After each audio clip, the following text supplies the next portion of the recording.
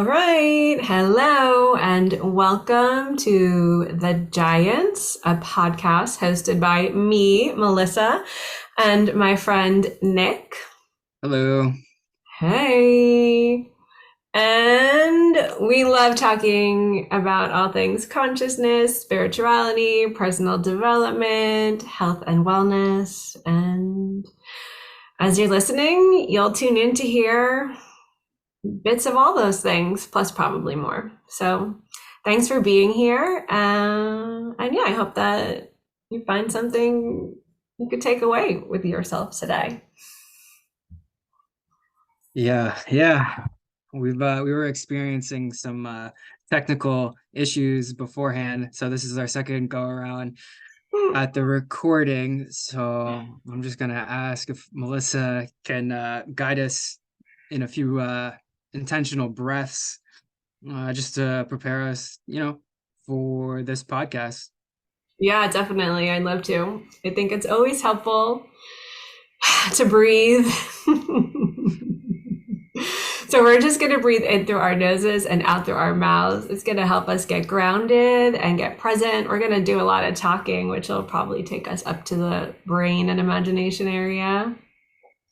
And the breathing will just help us to be really grounded and yeah, have the same shared intentions. So let's go. Yes. Let's do it.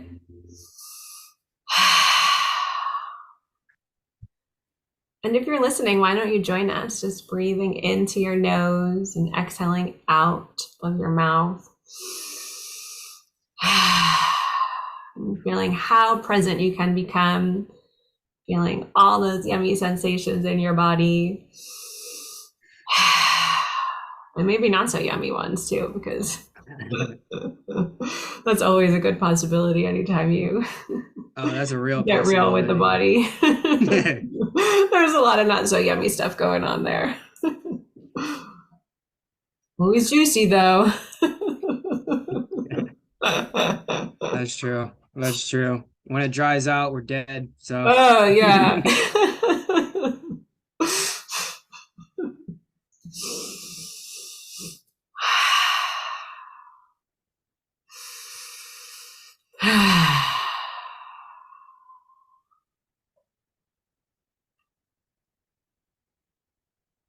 I used to read this book, and it was a crazy book, by the way. But the one gem that it had in it was gave me this idea. I was talking about this idea of breathing through your whole body, and Mm, all of the pores throughout your yeah. whole body, and your in your bones and muscles and ligaments and organs, and just literally your whole body. And that was years ago that I read that book, and I actually had to give that book up because it was just like it was talking about some like weird things that I just was like, not interested. But that was the one gem that I got from the book in the sort of like beginning chapters of the book. And then when I started to work with you at the breath work, it was like one thing that helped me become aware of my whole body and just using the breath to be able to shift consciousness and to be present and to be aware and to be focused on the task at hand. Yeah. It's pretty cool that there we have that ability to do all of that. I do the same thing. I learned that from the Qigong practice actually about, Oh yeah, you yeah. know, it's like in that 1 through 10 meditation where Number 8. I was practicing that earlier. yeah, Number 8, where open all the the gate. energy could go through your pores, and our skin is basically this like permeable membrane. And I suppose until someone tells me that you can't do it, I could use my imagination and imagine all the air, right? Just kind of like, of course, coming in through my lungs, or well, eventually going through the lungs. But yeah, I also like to imagine it like just coming in through the pores as well. Yeah. Yeah, I mean, it's actually something you could take for granted is the breath. I know it's something that I remember hearing. It's actually kind of funny, but I remember just like hearing about like breath work practices, and like I always felt so conflicted with it because it always just seems so simple. And it was Mm. actually um up until I started working with you is was that simplicity of the breath work that I just sort of maybe like ignored or just like I don't know. It's hard to describe, but maybe just like ignored. And when I started working with you, it was really actually a shift in my own awareness of just, how to use the body that we're given to be aware of our surroundings and get out of, that hamster wheel in the mind. Yeah, it is so helpful for that. I think an important point to talk about is how you say, like, the shifting of your consciousness. So I think anytime you change what you're paying attention to, that you're changing your consciousness or your awareness or your focus. So yeah, I think that's like a super awesome practice or ability that you gain when you do gain the awareness of your breath, and that there is more to, right, just the spinning of the wheels in the mind or in the brain. And that, yeah, there's like the whole body. I mean, there's trillions and trillions and trillions of cells and all this feeling and sensation going on. And just as we just talked about, the connection, um, you know, not only from the fact that we're here, there's just more connection that we can actually see and probably even really, at this point, even really know and understand. Yeah. I mean, they say that our body is tuning out most of the stimuli around us. And we could only really pick up on, a really small fraction of what reality actually is. And I forget what the exact percentage was, but I mean, it's proven through science. You can't see ultraviolet Yeah. or infrared, but we know it's there and we can measure it. Yeah. Totally, for the light. The same thing with like the sense, and I mean, like all the chemicals in our body are giving up, not all of them. I don't know. It's going beyond the science that I know, but like insects pay attention to the chemicals. That's how they, through sense and also through like scent. So there's a lot going on that we don't pay attention to. And also, I don't know if I don't know if Kant is accurate too. I don't know if we have like the technology, like the body technology to pay attention to some of the stuff. Right, like the different light spectrums and the different like sense. Yeah, Yeah, perhaps. definitely some of it is just cut off from the nervous system. I don't know if our bodies would actually be able to perceive everything all at once. No, I don't think we could. I think it would just be Yeah. like death, immediate. Yeah, if that was flipped on. But yeah, I mean, okay. So I was we were talking about the 1 through 10 meditation earlier, and I was actually practicing some Qigong earlier today and doing the 1 through 10 meditation. And it was the number 7, reach to heaven Mm. one, where you imagine yourself as a giant. That was that was an interesting synchronicity. Just got to point that out. But but imagining yourself as a giant, and like as that imagination, I was literally like going through, I was imagining going above my head, then above the house, and then it's cloudy where I'm at today, and it was raining earlier. So then going through the clouds, and then above the clouds, seeing the Earth's atmosphere and still being encapsulated within that atmosphere and the blue sky, and then just keep going and going and going until eventually you just, peek through that crest, and you're still using the imagination to see this, and you peek through that crest, and then you look down and you see all of the Earth, and you see, how it's the Earth. It's just super dense atmosphere and landmass and oceans.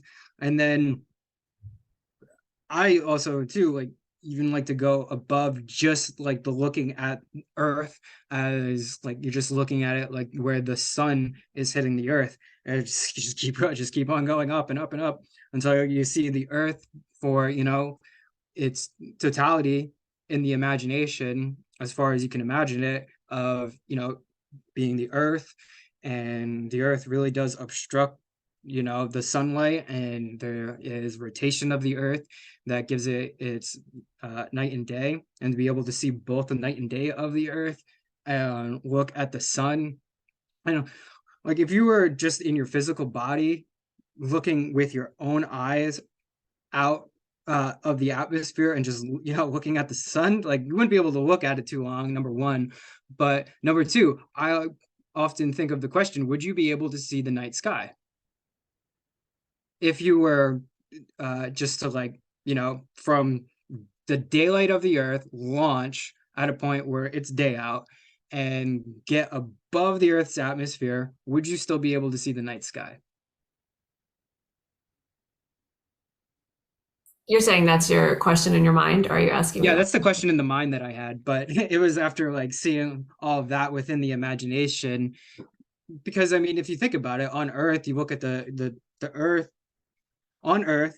This is like you got to use a lot of imagination with Getting this, meta. but um, you're not able to see the night sky, and I'm sure there's a scientific explanation for this. It's just I haven't heard it yet. Of it's you see blue, obviously, if it's a clear sky day on Earth, when you're not able to see the night sky. But if you get above that blue, does it just become all night, like the night sky, or would the sun still be blocking that? I guess that's the question that I have in the mind. I'm not sure where you are. You kind of lost me a little bit. You were telling me about your imagination. Yeah, sorry, I kind of got sidetracked with that question. But yes, All good, uh all good. the number seven of the meditation, of just like seeing all of that and imagining all of that. Sorry, I forget where we were going with that, but yeah. Yeah, I don't even remember either. Oh, we were talking about maybe the Oh, different the ways you could stimuli. perceive your different perceptions. Yes. Yeah, and just switching your scale. Yeah. I find it fascinating too that like somebody had an imagination to be like their stimuli outside of my perception, and I'm going to create a tool to prove that it's there. And somebody literally did that. To figure out the stimuli outside of your own perception. Yeah. I mean, uh that's how they measured infrared. Somebody created something to be like, I know this thing's there. I know it's out there. I'm going to Mm, find it. I'm going to show you. And then they created whatever it was to prove that it's there. Same thing with ultraviolet, which is just, a spectrum of light above violet, when infrared is just a spectrum of light below red. I'm grateful that everyone has all the minds and the imaginations that they have to even bring us here to this very point today. Well, all the things that are Yeah. have been invented and will be invented. Yeah.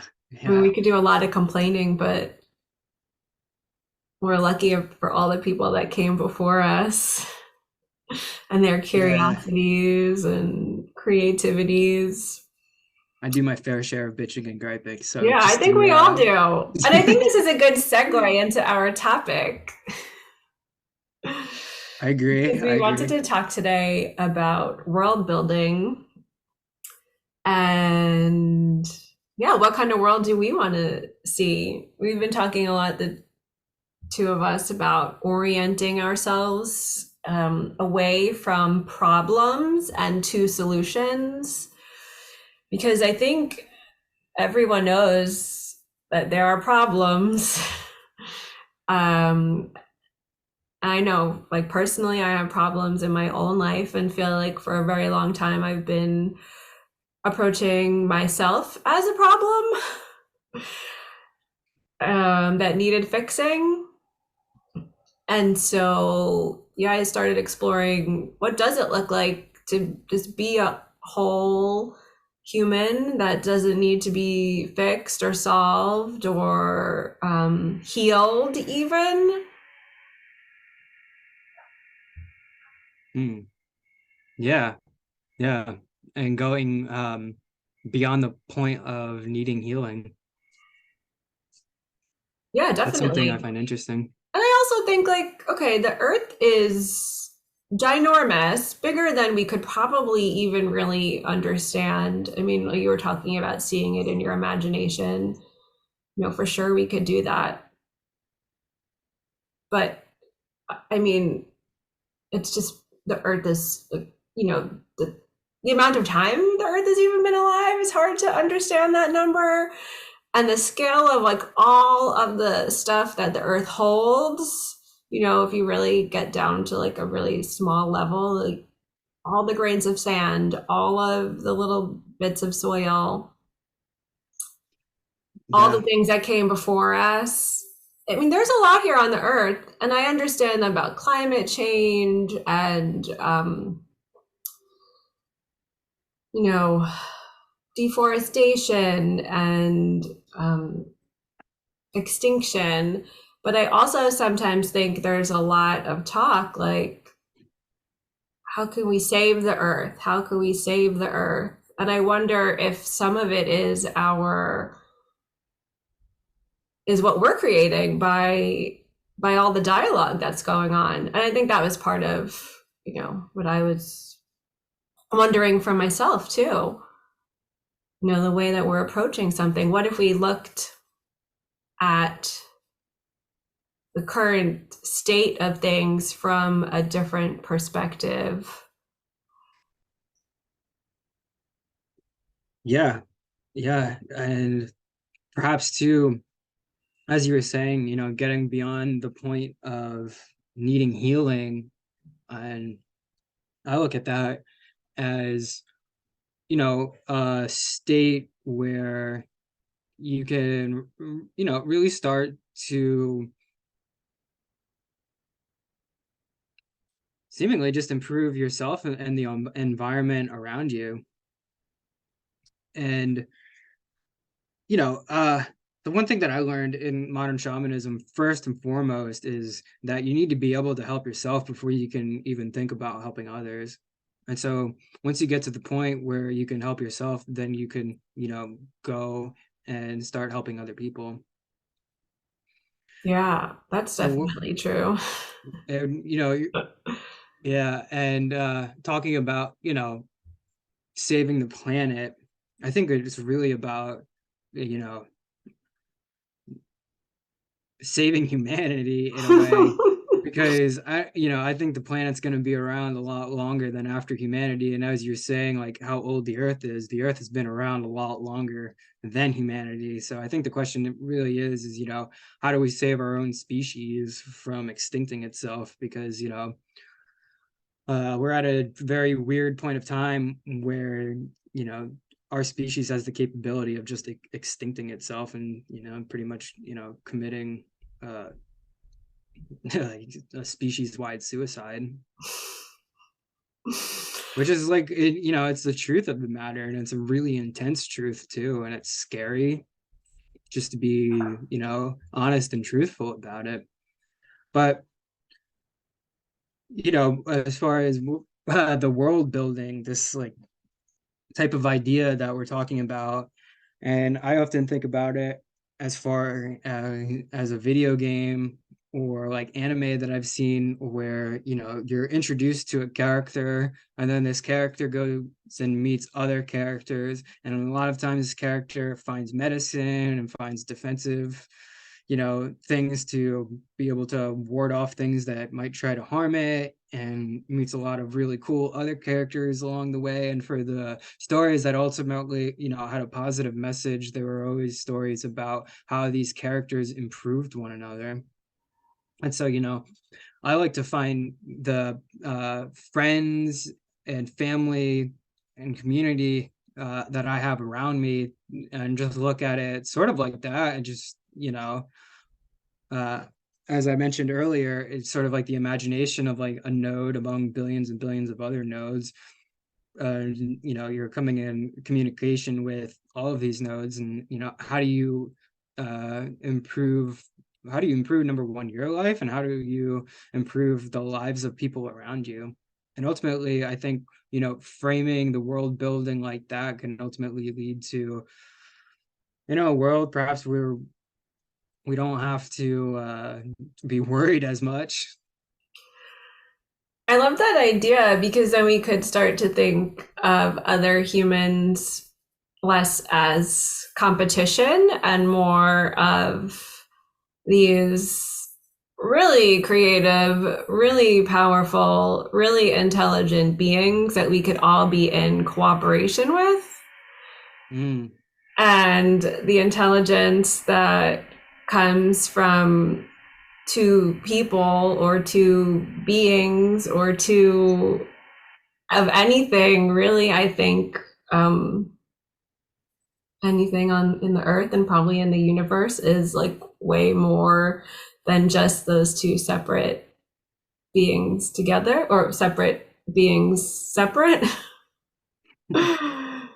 So I really love that idea of just thinking about like whoever you come in contact with. Yeah, that there's something valuable when the yeah, two people connect. yeah, yeah. And I mean, you know, I I always find the joyfulness when connecting with friends and with family members and people that I enjoy being around, but it's not always like that. So it comes to the question of, how do you even do that for people that you might not even like? How do you How do you just improve someone's existence if you just like for some reason you don't like them at all, or maybe they're trying to do you harm? mm, And you know, I'm not a pacifist in the way of just like allowing someone to do harm to me or, you know, any uh any person that I care about. Obviously I would, defend myself even if that means like defend to the death. But um, you know, uh it's a question of how do you improve the lives of people that you might not even enjoy being around. yeah. Well, I think, what comes up for me when you say that is some people might not want their lives improved. They Mm, might not have the awareness that things can improve or the belief that things can improve, or maybe they're quite okay with the way that things are. So, um, while I think it's, it's really loving to want to have that, I want to improve everyone's life, that intention or that motivation. I don't know if you can improve someone that doesn't want that same thing. But I don't think that doesn't mean you still can't benefit from interacting with people that you find difficult or people that you feel like you also maybe have to protect yourself against, or even people that you feel, yeah, along those lines of protection, maybe that you feel like you're more so, what just came to mind is like a magnet. So, like almost like repelling instead of the two ends that are attracting each other. And then I think in that way, so for example, I mean, I think of me and my husband, and sometimes for me, it's like, all right, this is an opportunity for me to open my heart more or to have more compassion or to really feel like, oh, okay, Melissa, this is a time where you really want to turn away and just be like, no, like, but I can have awareness of all of that inside myself and, you know, take my breath, get present, get like, all right, Melissa, what are your values? What is it that you value in this world? What is important to you? How do you want to show up in situations, even when you want to,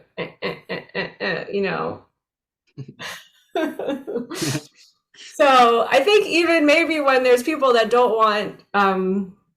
they don't want us to improve them, that's totally okay. we don't always have to be improving people. Maybe at that time, then you're like improving yourself. We're Yes, like, what can I exactly. learn from this interaction? What can I take away from here? So there's still something to gain, or there's still something to receive. It just Right. might not be like, you're just going to switch your perspective. It's not just going to be like the one thing. You could get something else. You know what I find interesting too is with perhaps the other person, and I found this too in my own life, and I'll share the story of it, um, of trying to improve my father's life. And at the time, years ago when I lived with him, we would always, get into arguments with one another, and and instead of trying to improve him in the situation, I just decided to improve myself and remove myself from that space and just give him his own space and take my space. And in doing that, it improved myself, it improved the situation, and it improved our relationship, which ultimately I think that did improve him and our relationship to one another. And so it's just kind of like weird how that all worked out in a way. And like at the time there was a lot of emotions with it and I didn't fully understand, and it was more based on just intuition of I needed to get out of that environment to improve my situation and my family's situation. Yeah, I think that's an important point too, right? I mean, I don't think we always have to, well, we can always learn or grow or help others make changes, right? There's sometimes where it's just okay to just say, like, this is a complete and total no for me. And Mm, I'm gonna move in a complete and total different direction. yeah, yeah. And I mean, for me, it wasn't anything easy. Like a lot of that was just like struggles, and ultimately getting out through the other side to look back at it and say, well, even through those struggles, deciding to improve myself in this situation and improve the situation itself. Yeah, it's brave And to do something different. yeah, yeah. You need I to mean, admit that what you're doing isn't working, yeah, or that's to a even tough change one. your mind. I think, you kind of talked about this when we were recording before, like the grinding. It's almost Oh yeah. like there's I think a lot of times there is a mentality where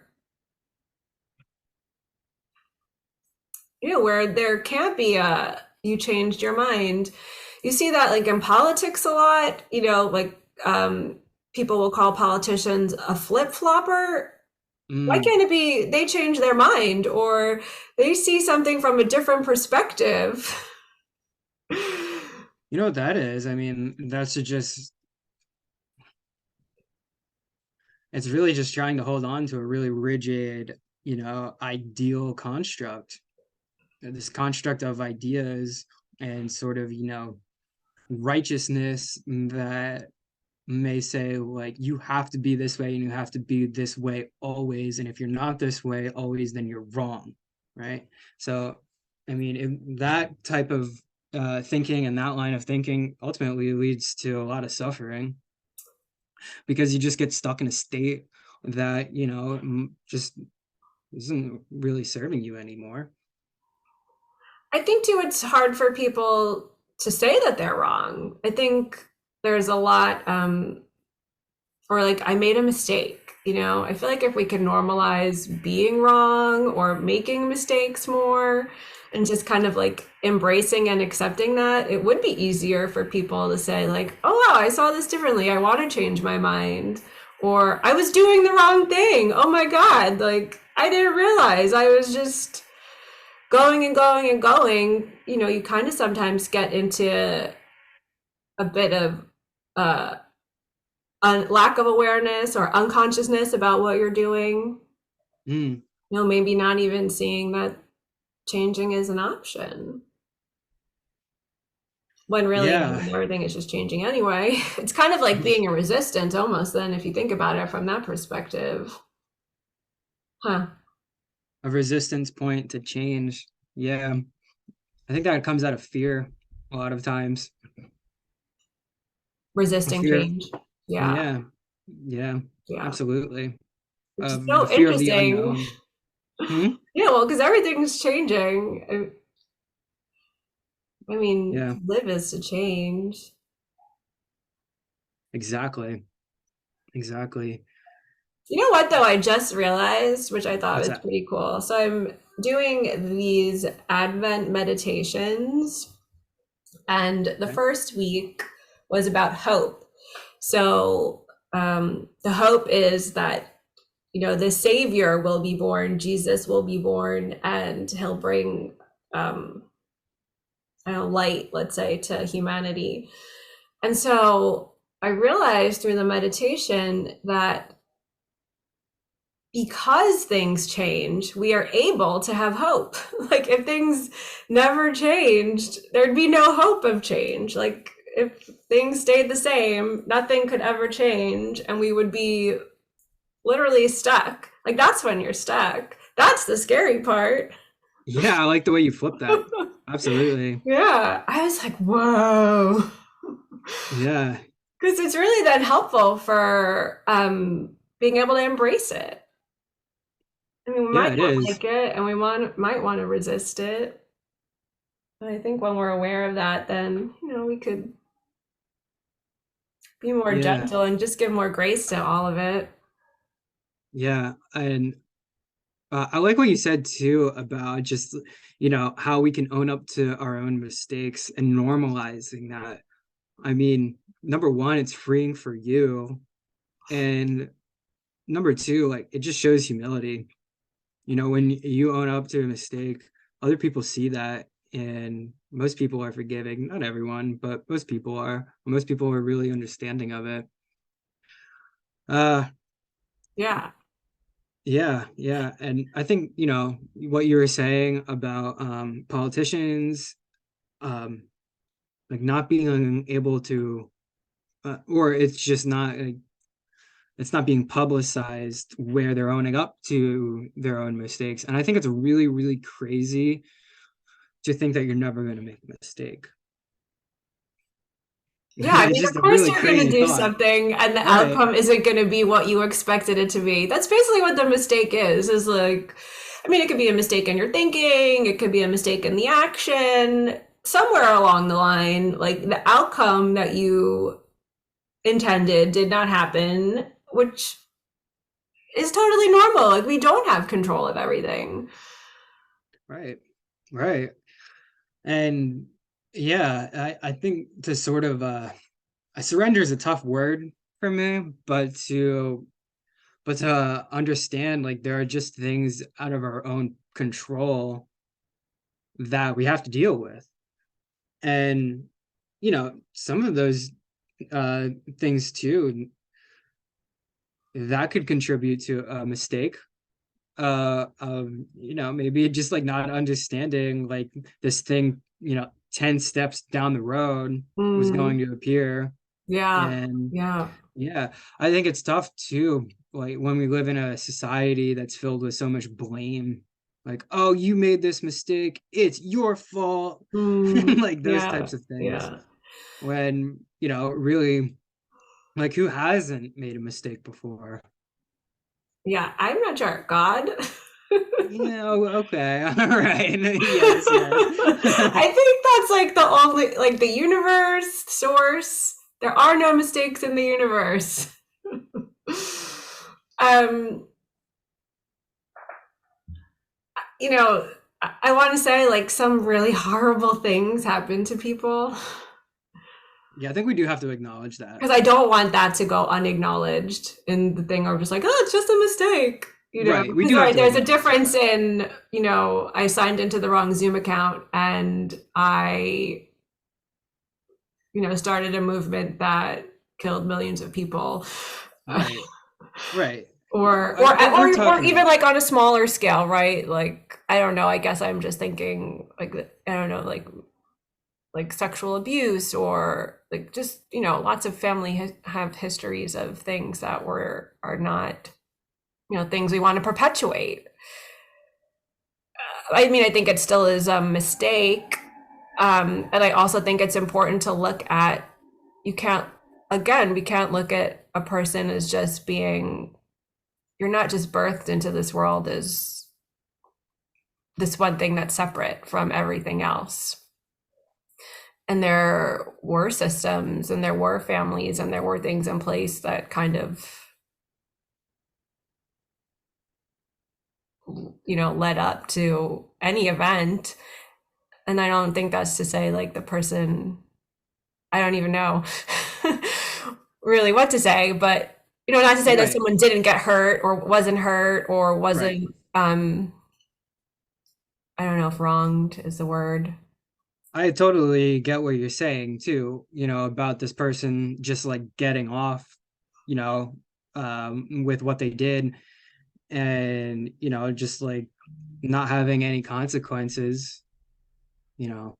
I mean, I'm all for protecting innocence, and, I think that there definitely needs to be systems in place to be able to protect innocence.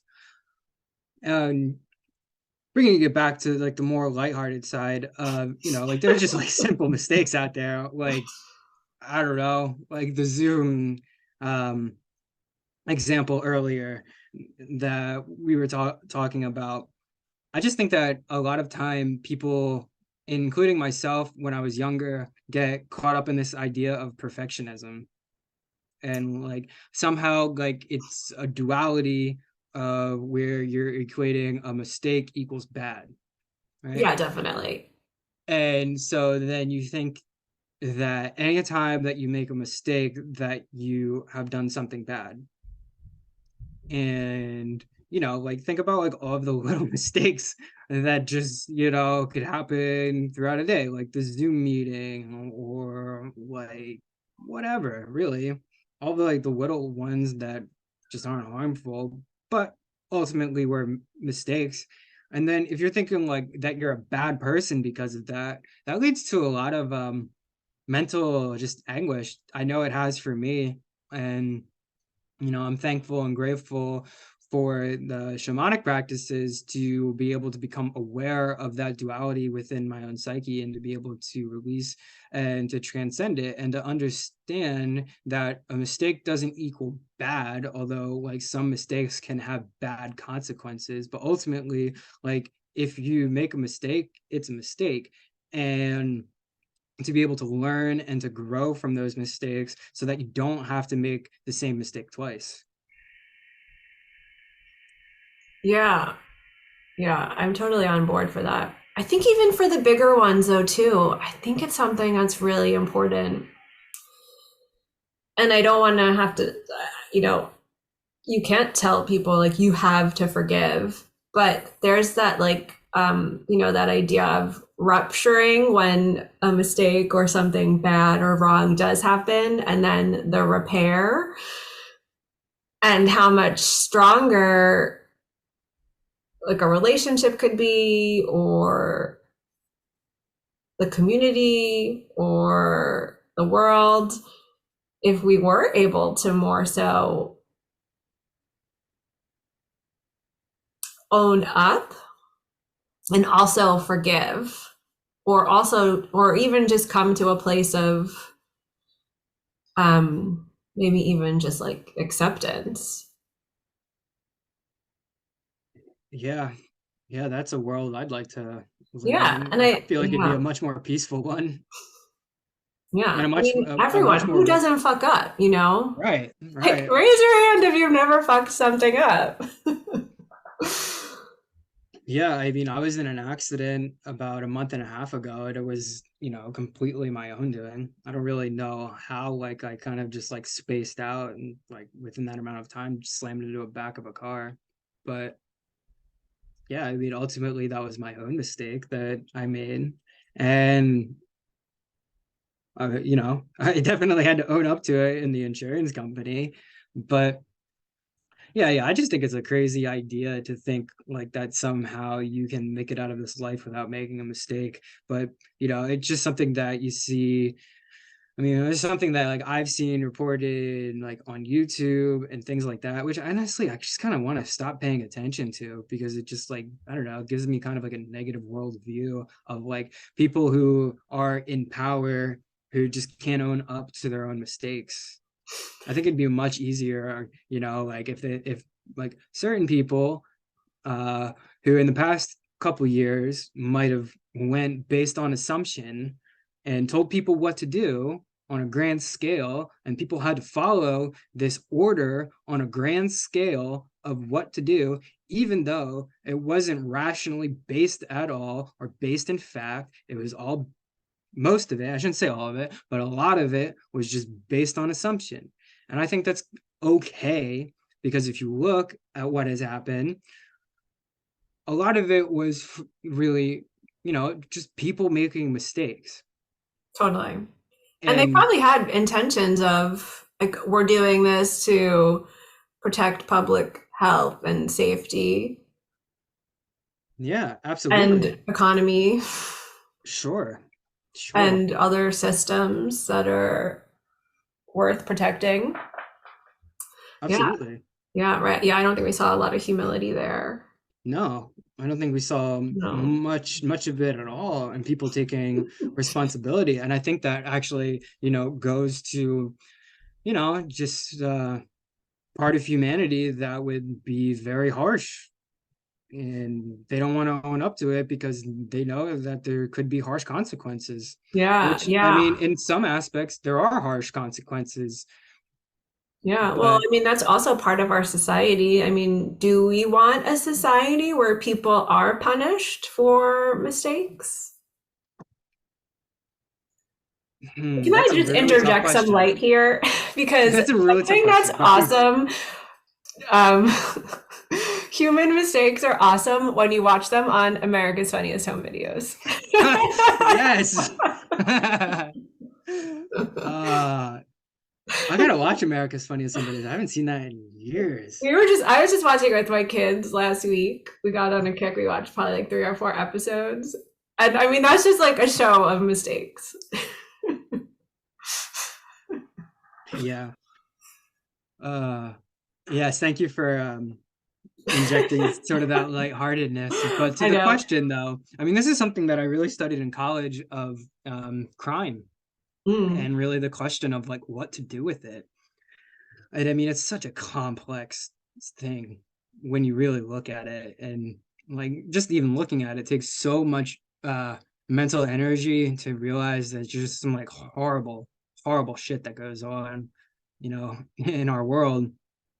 Yeah. But but what I want, what kind of world I want to live in is a world where there are protections for people to be able to limit the space so that those things, you know, just if a person has to go through that scenario, that they can get out of it unharmed. That's the one thing that I learned, and it took me a little bit to learn about protections in shamanism, is that the protections don't ever stop a bad or dangerous scenario from happening. It What the protections do are that if you have to go through a circumstance that is dangerous, the protections are there in place to get you out of the other side of that scenario unscathed and alive, or at least alive.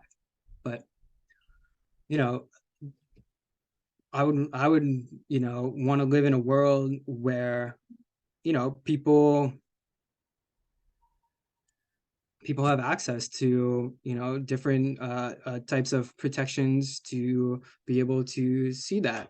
Mm. Well, that might be more like then we need social services. I wonder if that's maybe more we need social services rather than prisons. Because from what you're saying is I hear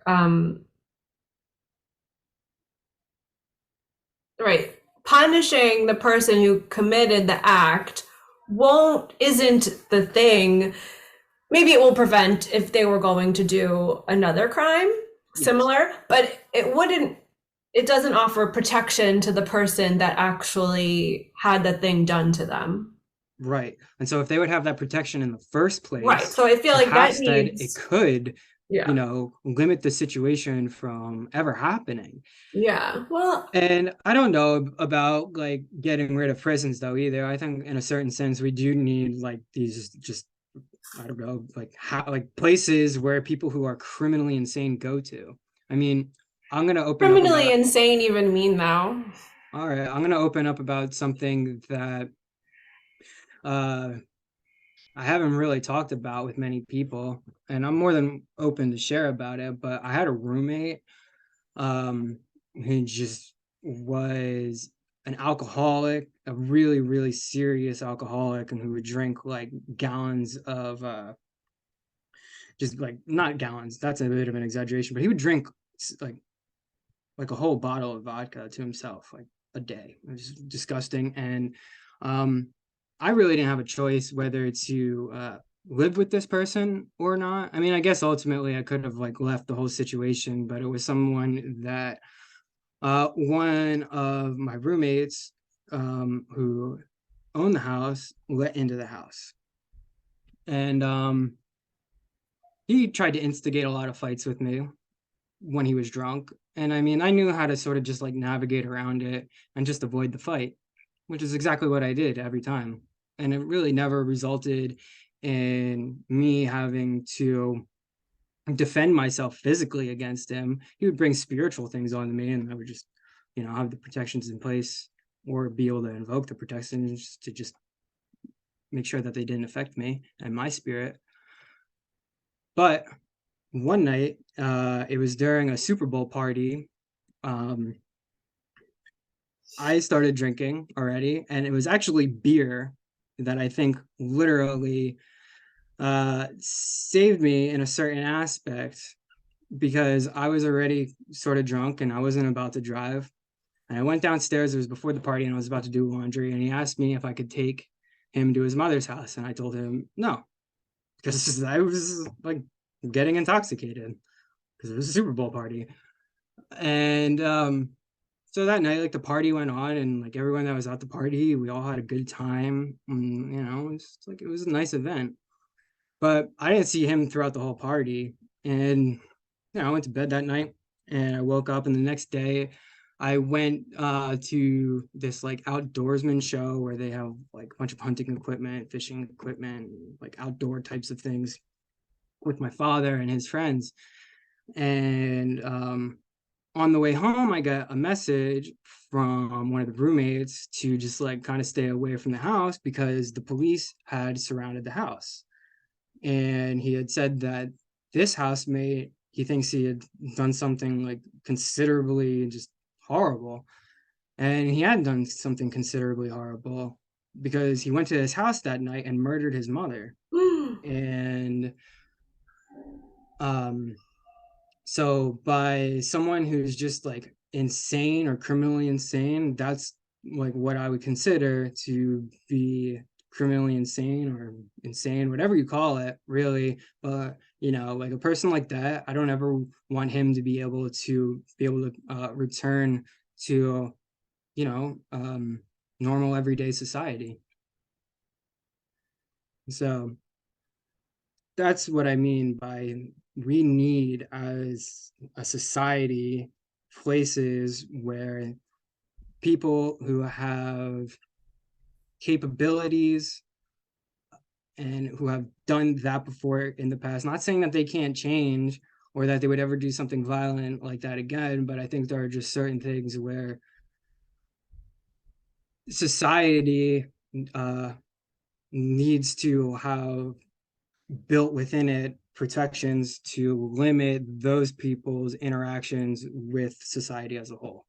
Yeah, no, I definitely see that. I'm sorry that you had to go through that. It's pretty intense It was very intense. to be so closely related to that. Yeah, something like that's really unexpected. And when those kinds of things happen, it really makes you um, question reality. Yeah, question your understanding of what's actually going on.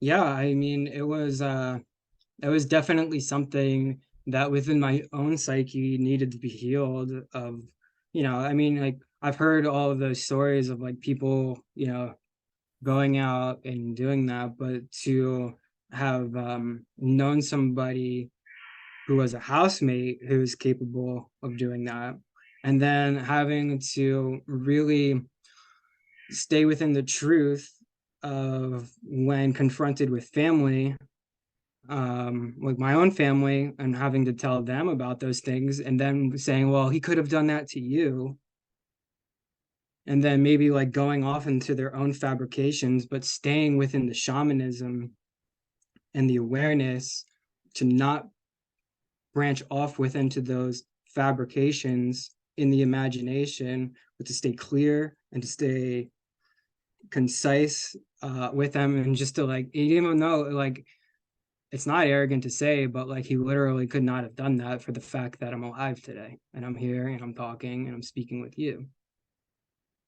And I mean, that's, the spiritual aspects of it that, I had to uh, go through, and the healing of that, um, actually really through housemates then that I've had after that, who, just seem to be nice.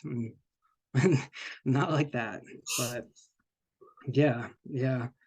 Yeah, it was definitely a difficulty, and definitely a trauma that Yeah, has happened.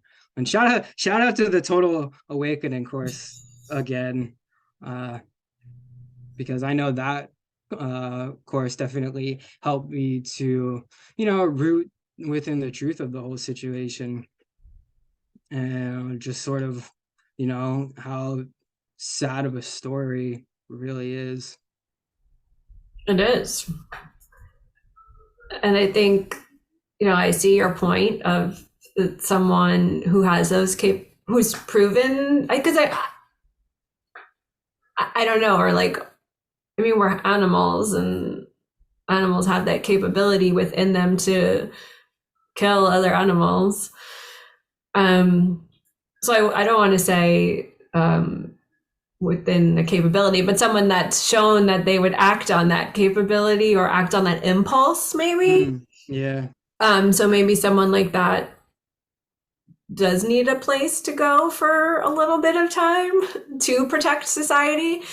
But then it also makes me think, yeah, like I wonder what happened to that person, or really any person that does act on that impulse, that unfortunately it hadn't been um, socialized out of them, because I think that's what we try to do, is to Yeah. as like maybe a culture or as families to reduce those impulses in people, in the people that we raise, in the people that we're in community with. So I think that goes back to like what kind of supports, or what kind of, he wasn't created in a vacuum, Right. you know. Right. And I mean,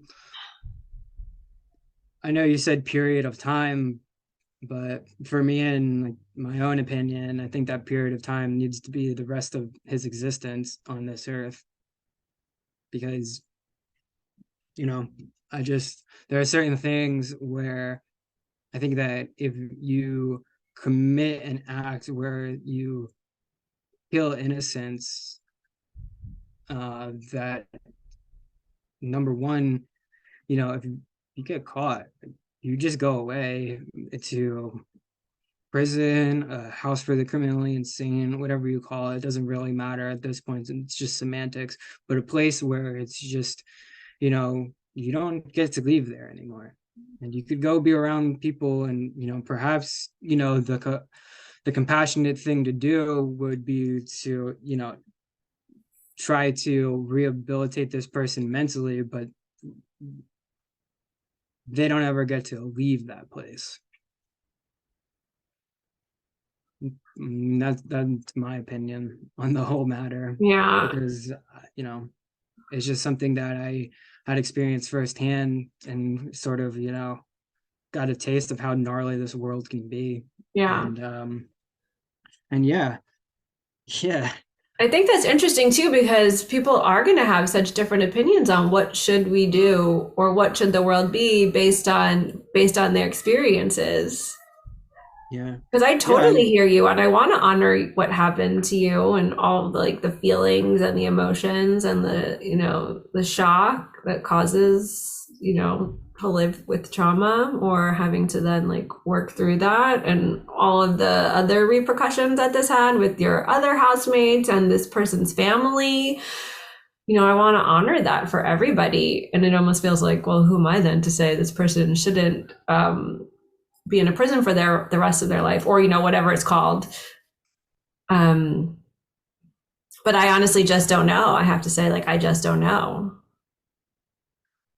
yeah. No, and I think that's perfectly fine too. It's just like to not know, because I mean, going back to what I was saying before I got into this whole story about crime, and even just how I studied the statistics of it in college as part of my curriculum. It's so complex and vast, and no one person has all of the answers, and there's a lot of emotion that gets involved in it too, and Yeah. it's really hard to separate the emotion from the whole, from any scenario that has happened where a person is harmed. Yeah, and I think that's another good point, is that something that I would like to see, and I don't know exactly what the words are for it, but I think as a society in general, we're not awesome at handling feelings, emotions, sensations, the things that happen in the body. And I feel like if there was more space to be more accepting of that as well, that would be something that would be Yeah, really yeah, helpful for everyone involved. yeah. And focusing on the lightheartedness of it, and this Hmm. concept of world building, I think it would be an improvement for, the human world to uh be able to learn about those things.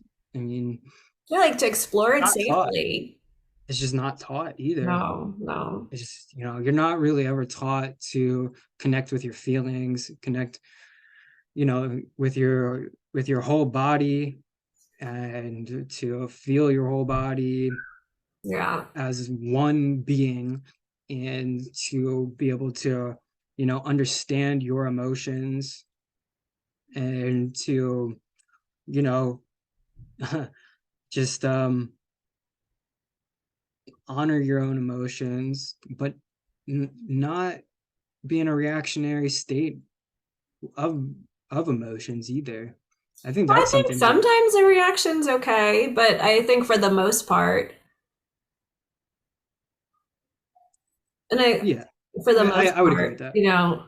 I would I think agree. let's just say people should be able to deal with their feelings and to know what they are and to be able to experience them with safety for all parties. And Yeah. I also, that really comes to mind for me, there's where you said, I feel like it's looked on as like masculinity, like people that maybe identify as being masculine are usually like the masculine is associated with not having feelings or more like being stoic or rigid or stern or real big boys don't cry or real men don't cry. Mm, What's that thing? There's a saying, yeah.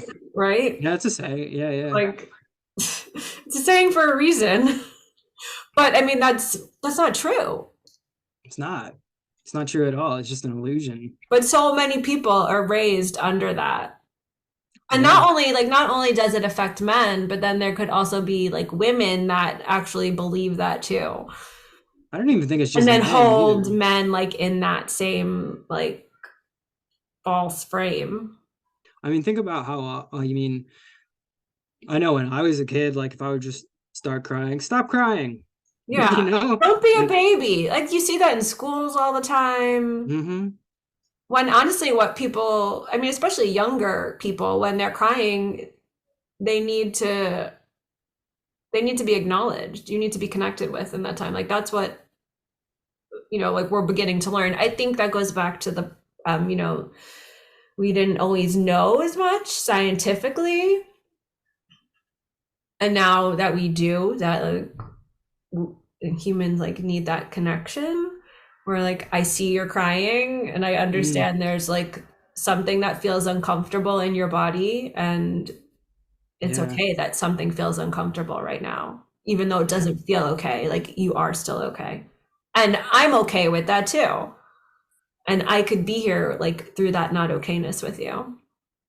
I think that's yeah. really important for people. And I think that's Oh, where it's so the important. feelings get so twisted because we think that like we feel something bad, that like we are bad, or like the people react to it like, go to your room until you're done crying, or go stand in the Mm, corner, or mm, mm-hmm. big girls don't cry. Don't you want to be a big girl? Like, yeah, I guess I want you to be happy. Like, you're my caregiver and meeting all my needs. I want to do whatever you say, so I'm safe.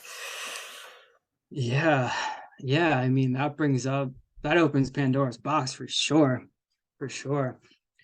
And I think it goes beyond just like male or female issue of taught to not cry. I mean, if you just look at it physiologically, it's a physiological function of the body. And I mean, that's kind of like I don't know, a scientific approach of explaining it, but I mean, it is a function of the body. And when we're taught to ignore it, not cry, we're taught to disconnect from feeling. Yeah. And that's really disconnecting from body, and it leads to a lot of mental instability. Yeah. Yeah. So I think maybe we want a world where feelings are welcomed and like normalized. And I mean, I think that goes back to like just relating to people from the heart, Yeah. Yeah. giving I people think, grace, giving yourself grace too, because it is sometimes uncomfortable or yeah, uncomfortable when other people are emoting. yeah, it certainly can be. That's for sure. But just like you said, to have that compassion, in the heart of um, just letting people, emote to you. That's Yeah. it's an important thing. I think that's a It's important. huge thing. It is. Absolutely. And I think it's also important to be able to, just have a safe space for it. Totally. And it reminds me actually, of what Hamilton teaches about sanctuary and like having a safe place for you to be you and a safe place for me to be me. Yeah, and all the things that exist having the right to exist and having like the right to be just as they are. You should maybe describe what sanctuary is. Okay. And for people who are just like, who's Hamilton? Just type in Maestro Hamilton Souther on YouTube and you'll know who we're talking about. But from my understanding of sanctuary, is that it is a type of consciousness technology that is really centered from within the heart and goes throughout all of infinity. And it literally makes the entirety of the space a sanctuary. And within the sanctuary is a space where it's completely safe to show up and be who you are. So you can show up and be you, and it's just a completely safe space. I can show up and be me. It's a completely safe space, and it takes a different approach from shamanism, where it's the shaman guiding the space and keeping the space safe, to the space itself being the thing that is keeping the space safe. It's just a safe space. Yes. Yeah, Yeah. it is just a safe space. And I know that those understandings, um, and really utilizing sanctuary consciousness has really, kept me safe holistically. Yeah, I use And it a a lot lot. of these dangerous scenarios that like I've talked about earlier, and it was something that I know has um, kept me safe. I think it's also like remembering or offering that place where, right, things aren't bad or aren't wrong as much as we may want to give them that label, and they are exactly just what they are, Yeah, and not necessarily the way we define them. Like that, the definition becomes almost an interpretation sometimes. And I think it's yeah, also like the place where everything just exists in balance and harmony with everything else, as it should. yeah, absolutely. And it's just looking at the totality of life and and you know giving grace to life and giving forgiveness to life itself for just holding these capacities where life is life. And in life there's hardships and struggles and challenges, and to be able to hold that in a form of grace, um, is sanctuary consciousness. Yeah, I'm on board with that. Absolutely, me too. So we could just use everyone sanctuary and call it a day. Yeah, yeah, yeah, for sure, for sure. But yeah, I think the world that I would like to inhabit is a sanctuary. Definitely. I think everyone deserves that. Yeah, I agree. I agree. I mean, Everyone no one deserves asks to peace. be born here. No, no one asked to be born here. And if given a choice, I probably wouldn't have incarnated on Earth, to be quite honest. But I'm here on Earth regardless, I mean, it's and pretty fucking awesome. it is a pretty awesome place. I got to give it that. There's some really, really And cool experiences, and I think yeah, all of the really good experiences outweighs the, ones that aren't enjoyable. I mean, going back to what you said, listen, like humans have caused a lot of the unnecessary suffering that we feel. I mean, there is suffering in the world and, I mean, in the universe. I don't know if suffering, there is destruction and there's, Earth isn't just like this um peaceful always. Yeah, I don't know if peaceful is the right way of saying it. I'm not exactly sure what the right way of saying it is here, but when I think of like nature, right, like death is a part of it, mm, decay is a part of it. yeah, And it's kind of like in a destructive way. I guess when you think about nature, or even maybe like the wind coming down, or like a thunderstorm knocking, like maybe setting a forest ablaze, right? Like there is destruction that's a natural part of yeah. living.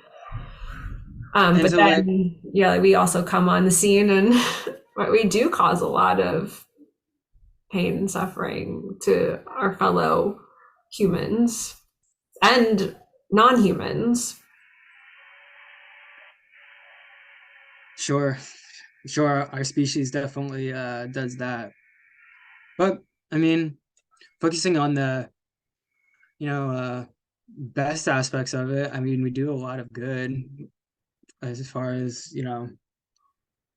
or just like the planet goes. I mean, there are some like gnarly things that are out there that our species is doing, but there are also a lot of just really awesome, amazing things that we're doing. Oh, And totally.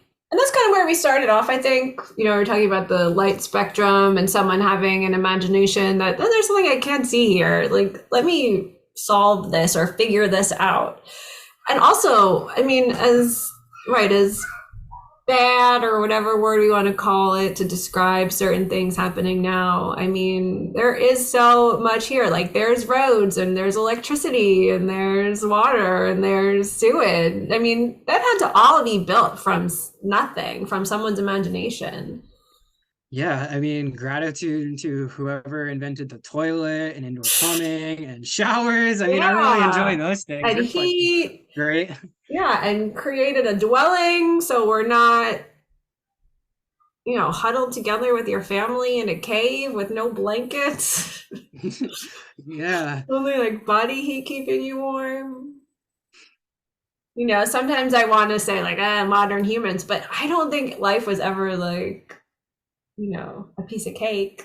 No, I mean, we no. created cake, like, We created cake. We did damn. create cake. Maybe we created cake to just like, you know, have enjoyment. Yeah, like there's pleasure just for like the sake of having pleasure.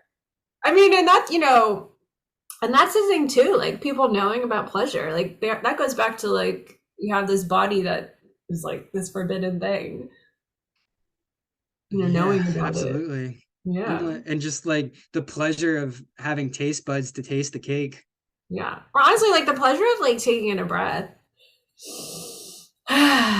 Pleasure of the breath. Yes, that's something that I definitely take for granted. Yeah, totally. I think most people really do. Yeah, yeah. I think to conclude too, Yeah. with the world building I know. What did idea, we come to? What conclusions did we come to today? well, I could only speak for me and tell me what you think about the world building you would like to live in. But for me, I would like to live in a world that we conceive of as a sanctuary that is a safe place for me to be me, a safe place for you to be you, and an acknowledgement of all universal forces that are out there in the universe that we inhabit, and seeing this whole universe as a sanctuary, and to not diminish things that can cause hardships, because that's also part of life and the universe and sanctuary as well, but utilizing the sanctuary consciousness to be able to give us a tool to be able to get through those hardships, and to have the compassion in our hearts for one another. And that's a world I'd like to live in and actively create. Yeah, I mean, I'm on board for the spaceship taking me there. Or maybe I just have to imagine and I don't need the spaceship. I'll just lay myself on the floor in that direction. What do you but what would you add to that sanctuary? From the conclusion of or from like what we concluded today. Sure. I Yes. mean, I think like the I would want some like practical, tangible takeaways. So I think something like education for more education about like what a body is and what it's capable of, more support services for people for protection. Mm. um yeah, I mean, definitely more compassion and more forgiveness, more grace, to be willing to admit that you may have done something wrong or made a mistake or done something which you didn't like the outcome. um More ability to be honest, more space for that without being punished. Mm. Maybe less punishment too for some things. I agree to all of that for sure. And yeah, we definitely need all of those practical things. Yeah. Yeah, those are essential.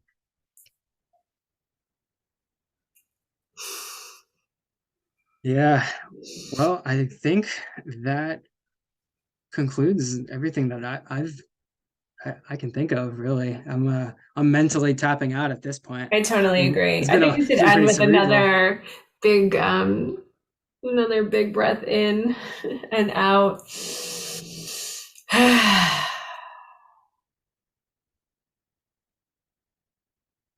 Yeah. Well, for all the listeners, just thank you for tuning in. And this is something that we plan to consistently do, to just talk about these aspect of what it means to be alive, and to, number one, for ourselves to be able to communicate these ideas that we just don't often probably get to talk about. I don't know about you, but I don't get to talk about these things very often, unless it's like with you or maybe like a handful of other people Yeah, at agreed. best. And to, be open and honest about what we're experiencing and about the way that this world is going, because it is important to just show up and for you to be you. Totally. And with that, yeah, thanks for tuning in. Bye bye. Bye.